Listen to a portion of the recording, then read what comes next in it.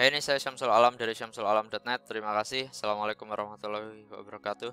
Selamat datang di video ketiga dari Digital Agency Training materi nomor 2, yaitu Digital Agency Business Model. Aneh ya, video ketiga materi nomor 2, ya memang gitu-itulah.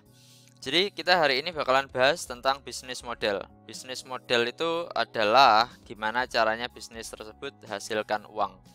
Jadi secara spesifik ya, bisnis model itu adalah cara untuk hasilkan duit, dimana kita bakalan bahas secara seksama, detail, bisnis itu dengan apa dia bisa hasilkan uang, kemudian bagaimana bisnis tersebut bisa hasilkan uang, kemudian dari mana uang tersebut berasal, dan seperti apa dapatnya. Karena bisnis itu beda dengan mafia. Kalau bisnis itu harus kasih sesuatu untuk dapat uang, kalau mafia itu Anda harus ambil sesuatu gitu ya. Kalau bisnis itu Anda sediakan value, maka Anda dapat uang. Tapi kalau mafia itu Anda menyedot value dari orang. Misalnya toko atau ruko, nah kalau nggak bayar tokonya dirusak. Nah itu mafia ya kan, kebalikannya dari bisnis. Jadi itu kenapa kok ini penting untuk dipikir dengan apa, bagaimana, dari mana, seperti apa dapatnya. Soalnya kalau nggak bisa jawab itu semua, maka bisnisnya itu menunggu untuk gagal saja. Soalnya tidak ada cara untuk dia untuk bisa hasilkan duit. Jadi kita mulai yang pertama dengan apanya. Jadi dengan apa hasilkan duit, namanya bisnis. Harus punya sesuatu untuk ditukar dengan duit. Kita tidak ambil uang dari dompetnya orang, tapi kita tukarkan dengan sesuatu ya kan. Jadi kalau misal kita jualan jasa, maka harus pikir jasa apa, cara lakukannya gimana, untuk melakukan jasa tersebut gimana cara lakukannya, terus untuk melakukannya itu butuh skill apa saja. Ini pertanyaan yang harus dijawab. Jasa, kalau misalnya jasa, maka jasa apa, cara lakukannya gimana, butuh skill apa saja. Kalau misalnya produk, maka yang perlu dipikir adalah produk apa. Oke, misal produknya obat jerawat, cara buatnya gimana? Oh, bisa maklun di pabrik ini. Oke, butuh alat apa saja? Nggak butuh alat, soalnya sudah dimaklunkan sama orang. Butuh skill apa saja? Oh, butuh skill untuk ngerti komposisi obat, jadi kita bisa request dengan komposisi tertentu yang kita pengen, seperti itu misalnya. Atau kita ngerti komposisi yang lebih manjur daripada yang ada di pasaran, misalnya ditambah dengan herbal apa. Nah, butuh skill untuk ngerti itu gitu ya. Kalau misalnya kita jual tempat atau kita sewa tempat, maka tempat apa, kemudian berapa biaya untuk dapatnya, untuk bisa akuisisi tempat tersebut, dan berapa biaya kelolanya. Itu adalah pertanyaan-pertanyaan yang harus dijawab. Ini adalah dengan apa hasilkan duit ya, oke. Kemudian penawaran dari digital agency itu kan ini, seperti yang kita sudah ngerti di video kemarin. Ini cuma sebagian saja ya dari penawaran digital agency. Sebenarnya digital agency sendiri selain jasa juga bisa nawarkan konsultasi dan lain sebagainya. Jadi misalnya contohnya ini, dan Anda misal sudah kepikiran apa jasa yang Anda bakalan jual, yang Anda bakalan fokuskan, kemudian dari jasa tersebut nanti bakalan menjalar kemana. Setelah Anda pikirkan, oke aku pengen ini, maka Anda harus mulai pikir loh gimana cara lakukannya. Anda harus ngerti cara lakukannya, kemudian untuk melakukannya butuh skill apa saja, harus mulai dipikir. Oke. Kemudian bagaimana hasilkan duit, prosesnya bagaimana duit tersebut bisa ke kita gitu ya. Jadi kalau misalnya resto, tentu saja prosesnya ya pertama kita harus siapkan dulu bahan dan menu. Jadi bahan, ingredients untuk bikin, misalnya capcay, oh berarti butuh sayur, berarti butuh sawi, berarti butuh bakso ikan, berarti butuh macam-macam, wortel dan lain sebagainya. Kemudian menunya yang dijual apa aja? Oh misalnya nasi goreng, oh misalnya capcay, oh misalnya mie goreng, oh misalnya fuyung hai dan lain sebagainya. Kemudian proses setelahnya adalah customer bakalan duduk, kemudian pilih menu dia, kemudian kita melakukan proses mengubah bahan menjadi hidangan yang dilakukan oleh koki. Kemudian setelah itu customer menikmati hidangan, jadi kita kirim, maksudnya kita antar ke dia hidangan tersebut. Kemudian customer bayar lalu pulang. Nah ini adalah bagaimana hasilkan duit. Nah ini harus Anda pikir, ini tahapan seperti ini harus Anda pikir. Tentu saja berbeda ya. Ini kalau resto normal ya kan, orang biasanya makan dulu kemudian baru pulang. Tapi kan ada misalnya resto fast food biasanya tidak seperti ini bagaimana hasilkannya. Jadi dia proses bisnisnya lain. Jadi misalnya dia datang bukannya duduk tapi berdiri untuk pilih menu. Kemudian setelah itu bayar ya kan. Kemudian setelahnya bayar diambilkan, jadinya pokoknya prosesnya berbeda. Jadi Anda harus pikir gimana proses dari bisnis Anda nanti. Kalau digital agency biasanya seperti ini. Anda tentukan dulu ragam jasa Anda, apa yang Anda ingin jual ya, apa yang Anda ingin fokusi dan lain sebagainya. Kemudian entah klien pilih jasa Anda, jadi Anda tentukan ragam jasa, kemudian Anda taruh di suatu tempat, misalnya di situs Anda atau di mana gitu ya. Kemudian klien yang mendatangi Anda itu memilih jasa Anda yang Anda publish tadi, atau klien datang ke Anda kemudian dia cerita masalahnya, kemudian setelah itu Anda ceritakan solusinya. Jadi klien cerita dulu masalahnya, oke, kita dengarkan. Terus setelah itu kita ceritakan solusinya seperti apa. Jadi kita semi konsultasi gitu ya. Kemudian dari situ kita hitung dan nego harganya, biasanya dalam bentuk proposal dan lain sebagainya. Kemudian setelah itu kita kerjakan dan kemudian kita laporkan hasil pengerjaannya. Jadi ini adalah contoh bagaimana hasilkan duit alias proses bisnis untuk digital agency. Anda harus bisa ceritakan secara detail nanti prosesnya seperti apa bisnis Anda berjalan. Oke, itu nanti bakal jadi tugas juga. Kemudian dari mana dapat duit? Nah, dari mana dapat duit? Dapat duitnya kan tidak dari tuyul. Nah, dapat duitnya kan tidak dari tuyul ya kan, entah dari customer atau dari klien. Intinya dari orang ya kan. Maka Anda harus pikir, kalau customer biasanya untuk produk ya, kalau klien biasanya untuk jasa. Tapi yang jelas Anda harus mulai pikirkan customer Anda itu seperti apa orangnya, tipenya seperti apa. Kemudian apakah mereka misal apakah mereka misal ibu rumah tangga, apakah mereka misalnya manajer suatu perusahaan umurnya sekitar 30 sampai 40 tahun, kemudian dia misal bertanggung jawab di bagian apa di perusahaan tersebut dan lain sebagainya. Anda harus ngerti customer Anda yang Anda target itu seperti apa. Nah, terus setelah ngerti, oke, orangnya kurang lebih kayak gini, oke, ibu-ibu kaya, sosialita, sukanya foto-foto, dandanannya menor dan lain sebagainya di Facebook misalnya, seperti itu ya. Anda ngerti customer Anda seperti apa. Kemudian Anda ngerti dia berkumpulnya di mana. Oh, biasanya kalau arisan biasanya di rumah makan tertentu, atau misalnya kalau arisan misalnya di mana gitu, misalnya di salon tertentu atau di mana. Anda ngerti dia kumpulnya di mana. Kemudian dia mau beli kenapa, apa yang jadi alasan ibu-ibu tersebut mau beli. Oh, misalnya mau mau tambah cantik, mau nggak keriput, mau hilang keriputnya dan lain sebagainya, mau hilangkan bopeng di wajah dan lain sebagainya. Kemudian beli apa saja. Nah, oh dia beli skincare ini, oh dia beli ini serum ini, oh dia beli apa itu dan lain sebagainya. Kemudian tiap beli seberapa. Oh, dia kalau setiap beli langsung satu paket misalnya, beli ini paket malam, paket siang dan lain sebagainya. Kemudian beli lagi tiap apa, oh setiap ini habis yang sekitar 30 hari pemakaian habis, maka dia bakal balik lagi selama dia tetap setia. Ini ya, maka itu pertanyaan selanjutnya adalah biar balik beli lagi ke kita gimana. Oh, bisa kita kasih voucher. Jadi kalau misalnya beli saat ini maka dia dapat diskon untuk pembelian di masa depan. Jadi dia ngerasa eman untuk tidak pakai voucher tersebut. Nah, seperti itu. Ini harus Anda jawab semuanya. Anda harus paham dari mana dapat duitnya. Nah, kalau klien, gimana ceritanya? Kalau klien, ya maka kliennya itu klien seperti apa?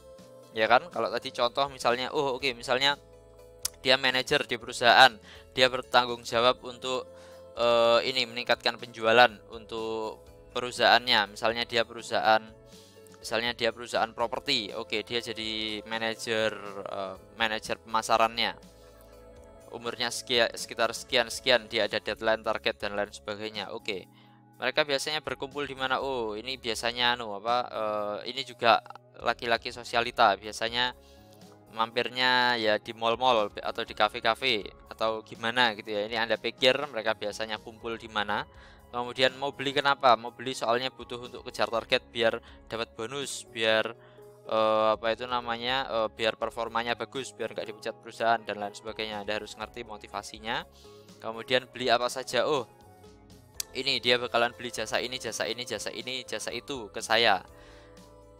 Oke, beli apa saja. Kemudian beli lagi tiap apa? Oh, setiap kali apa itu namanya dia tidak mendapatkan lead, misalnya setiap turun leadnya atau setiap sepi, maka dia bakalan beli lagi soalnya produk saya nambah lead untuk dia, atau bagaimana. Pokoknya Anda pikirlah dari jasa Anda itu, Anda pikir ini semua. Kemudian dia beli seberapa lama. Maksudnya beli seberapa lama itu adalah dia itu belinya ke Anda itu sampai berapa periode. Maksudnya kalau misalnya dia misalnya beli tools, bukannya beli tools ya, karena ini kita ngomong jasa ya. Jadi misal contoh yang real saja. Jadi misalnya gini, dia beli jasa SEO saya, atau beli jasa artikel saya, atau beli jasa sosial media saya, dia mau bayar bulanan sampai 6 bulan. Soalnya ya sudah ya, memang segitu biasanya gitu ya. Kemudian biar lebih lama gimana? Biar lebih lama bisa kita kasih garansi selama apa itu namanya, kalau misal jasanya ini harga yang dibayarkan sama dia itu lebih mahal daripada yang dia peroleh dari menggunakan jasa kita, maka kita kasih garansi money back garansi. Dengan gitu dia pasti setia selamanya, soalnya dia tergaransi dia pasti dapat profit lebih banyak daripada investasi yang dikeluarkan ke kita dan lain sebagainya. Ini Anda silahkan pikir ya, tentu saja versi Anda berbeda dengan versi saya ya, karena model bisnis saya memang seperti itu. Saya bikinnya semi profit sharing seperti itu. Jadi kenapa kok saya kepikirannya jawabannya seperti itu. Tapi tentu saja jawaban untuk bisnis Anda bisa jadi berbeda dengan jawaban saya ya. Oke. Kemudian pertanyaan selanjutnya adalah seperti apa dapat duitnya. Jadi maksudnya seperti apa dapat duitnya itu ya, kalau misalnya ini ya Risto, dapat duitnya seperti apa ya? Dapat duitnya ya dapat duit dulu baru makan, atau makan dulu baru dapat duit, atau dapat duit semuanya baru acara, atau separuh dulu dapat duit baru acara. Jadi apa itu namanya, proses pembayaran, proses dapat duitnya itu berbentuk seperti apa? Apakah Anda dapat uang dulu di muka, atau Anda dapat uangnya setelah ini, Anda setelah menyediakan yang Anda jual, atau misalnya kalau ada event maka harus bayar dulu semuanya baru bisa bikin event di tempat tersebut, atau bisa DP dulu misal 50% baru apa itu namanya, baru kemudian event, kemudian sisa pembayarannya dibayar setelah event gitu ya. Jadi nanti digital agency Anda juga Anda perlu pikir nanti seperti apa Anda dapat duitnya. Apakah bayar semua dulu baru kita kerjakan, atau bayarnya cicil sambil kerja, jadi sambil pengerjaan bayarannya dicicil, atau bayar terus selama kerja. Jadi bedanya bayar cicil sama bayar terus ya, tentu saja kalau bayar cicil kita sudah tentukan ya kan, misalnya 10 juta dicicil 3 bulan berarti 3,350.000 per bulannya, dan kita kerjakan selama 3 bulan misalnya seperti itu, bayar cicil sambil kerja. Tapi kalau bayar terus selama kerja ya, misal biaya per bulan 5 juta ya sudah, dia bayar terus 5 juta selama kita tetap mengerjakan itu sampai dia putus, seperti itu ya. Jadi Anda harus pikirkan setiap jasa Anda itu nanti seperti apa dapat duitnya, proses dapat duitnya seperti apa Anda tentukan. Kemudian ini ideal bisnis model. Bisnis model yang ideal itu ada 3 syaratnya. Pertama, banyak uang dan kliennya cuma butuh sedikit. Ini kalau kita punya produk premium ya, kalau kita bisa bikin penawaran yang premium plus klien kita kaya, maka kita bisa dapat banyak duit, banyak profit dengan klien yang sedikit. Kemudian ideal bisnis model ada uang rutinnya, ada pemasukan rutinnya. Jadi cash flow itu ada 5 ya. alias cash masuk, aliran uang bisa masuk, aliran income masuk ke kita itu ada 5 jenisnya ya. Ada cash flow harian, misalnya tukang sayur setiap hari kulak jual selesai dalam hari itu juga. Ada cash flow bulanan, jadi misalnya misal sewa apartemen bulanan, atau misalnya sewa apa gitu kayak yang sifatnya bulanan, misalnya rental mobil, kan ada juga rental mobil yang bulanan atau apa. Nah, itu cash flow bulanan. Ada juga cash flow semesteran, setiap semester misalnya kuliah, atau misalnya apa bimbingan belajar atau apa yang cash flow-nya semesteran. Atau mungkin cash flow tahunan, jadi misalnya hosting itu kan cash flow-nya tahunan, misalnya kontrakan cash flow-nya tahunan atau apa, atau cash flow proyekan, setiap ada proyek baru dapat uang, misalnya kontraktor dapat proyek baru dapat uang, misalnya web development, kalau ada project web development baru dapat uang, dan lain sebagainya. Idealnya adalah cash flow Anda ini adalah kaki Anda. Anda kalau berdiri di satu kaki, Anda bakalan jatuh, bakalan jomplang. Anda harus minimal punya 2 kaki. Jadi entah Anda punya CF harian dan Anda punya CF bulanan, atau misal Anda punya CF bulanan dan CF proyekan, dan itu minimal ya. Jadi Anda harus pikir bisnis model Anda itu ya, bisnis model Anda harus ada yang cash flow bulanan dan ada yang cash flow lain gitu ya. Jadi misalnya untuk yang bulanan, untuk jasa ini saya sedia paket bulanan, tiap bulannya segini saya ngerjakan jasa segini, oke ya. Kemudian untuk hariannya, biasanya kalau jasa sih jarang ya ada cash flow harian ya. Kalau cash flow harian itu lebih ke produk yang komoditas biasanya ya, relatif seperti itu. Tapi enggak juga sih, biasanya kayak skincare, kosmetik itu juga ada cash flow hariannya ya. Jadinya kalau saya pribadi sih tidak ada cash flow harian. Jadi saya pribadi cash flow saya ke bulanan, lebih ke bulanan dan proyekan ya. Dan juga cash flow tahunan. Saya ada 3, bulanan, tahunan, dan proyekan. Jadi Anda harus pikir gimana caranya Anda punya lebih dari 2 cash flow atau minimal 2 cash flow, oke? Untuk digital agency Anda. Kemudian gimana caranya dapat uang dulu baru kerja? Idealnya adalah Anda dapat uang dulu baru Anda kerja, bukannya Anda kerja dulu baru dapat uang terakhir. Nah, kalau kayak gitu bisa jadi dia nggak jadi bayar, bisa jadi dia ngemplang, bisa jadi dia ada banyak sekali hal yang bisa bikin klien kita tidak jadi bayar ke kita, padahal sudah kita kerjakan macam-macamnya, sudah kita kerjakan logonya, sudah kita kerjakan desainnya, sudah kita kerjakan situsnya.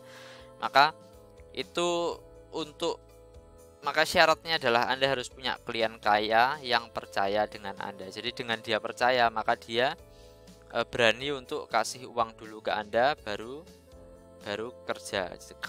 Klien kaya gunanya biar dia itu tidak terlalu tidak terlalu clingy ya, tidak terlalu bahasa Indonesia, tidak terlalu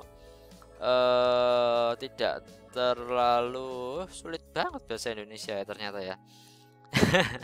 Tidak terlalu gimana ya, keluar uang itu gampang gitu loh. Berapa misal ini Pak 30 juta proyeknya, oke, keluar uang ya sudah, keluar uang gitu aja, jebret gitu. Jadi dia nggak nggak banyak pertimbangan, nggak banyak ya, soalnya keluar uang segitu itu normal bagi dia, bukan hal yang besar bagi dia, jadi dia gampang untuk keluar uangnya. Nah itu dia biasanya enak untuk keluar uang dulu baru kita kerjakan. Pokok kita selama kita bisa dipercaya, dan dipercaya ini kontraknya jelas, scope of work jelas, pelaporan jelas, setiap minggu kita laporan ini atau setiap hari kita laporan ini dan lain sebagainya. Nanti kita bakalan bahas lebih banyak di video selanjutnya insya Allah tentang setup atau tentang apa ya saya nanti adalah pokoknya. Nah terus kalau misalnya nggak bisa seperti ini, kalau misalnya harus kerja dulu baru uangnya nanti, nggak apa-apa, tapi Anda harus punya kunci, Anda harus punya kontrol terhadap proyek tersebut, sehingga kalau misal di awan prestasi dia tidak bayar Anda, maka ada klausul, ada perjanjian, ada apapun yang menjadikan situs tersebut atau apapun yang Anda kerjakan menjadi milik Anda gitu ya. Jadi digital agency saya ada seperti itu. Jadi kalau misalnya dia tidak bayar ya sudah, maka itu jadi punya saya gitu ya. Maka situs tersebut atau apa tersebut itu jadi punya saya, dan itu bisa saya lempar ke orang lain gitu. Jadi di digital agency saya kalau orang nakal tak ganti dengan orang lain. Bisa saya bikin seperti itu gitu ya.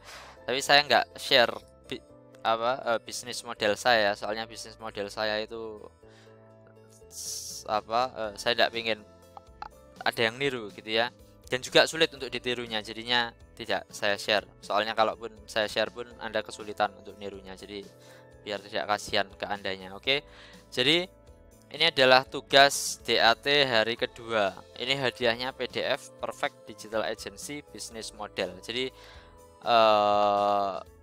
saya kok kasih hadiahnya ini ya, PDF Perfect Digital Agency Business Model ya. Oke lah, jadi ini saya bakalan kasih glimpse ya, saya bakalan kasih bocoran terkait bisnis model digital agency yang bagus-bagus, yang perfect itu yang seperti apa dan lain sebagainya. Jadi untuk dapat hadiah ini Anda tugasnya adalah Anda tentukan jasa Anda ya, kayaknya kemarin sudah ya Anda tentukan jasa Anda ya. Kemudian Anda cara jadikan tiap jasa tersebut jadi ideal seperti apa. Jadi ideal tentu saja ini ya, memenuhi 3 kriteria ini.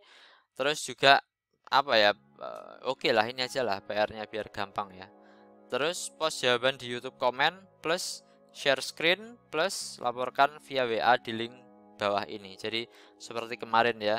Tapi gini, ada satu tugas lagi saya kasih ke Anda ini ya. Anda harus pikir pertanyaan dari 4 pertanyaan. Cuma 4 pertanyaan ya kan, dengan apa, bagaimana, dari mana, seperti apa dapatnya. Nah, Anda pikirkan benda ini untuk salah satu jasa Anda, kemudian Anda juga jawab ya 4 pertanyaan ini.